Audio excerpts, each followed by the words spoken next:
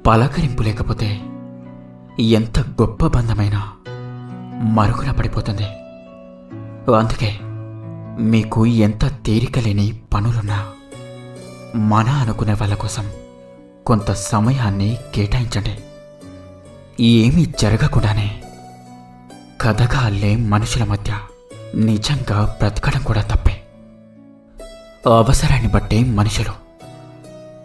ఎప్పుడైతే అవసరం తీరిపోతుందో మనతో మాట్లాడే విధానం కూడా మారిపోతుంది. ఇది ముమ్మాటికి నిజం. ఎవరు ఎంత అందమైన వేషం వేసినా కాలం వారి వారి నిజ స్వరూపాలను, అలాగే గుణాలను ఎప్పుడో ఒకప్పుడు ఏదో విధంగా బయటపడేలా తప్పకుండా చేస్తుంది. జ్ఞాపకాలనేవి చాలా గమ్మత్తైనవి. కొన్నిసార్లు వద్దన్న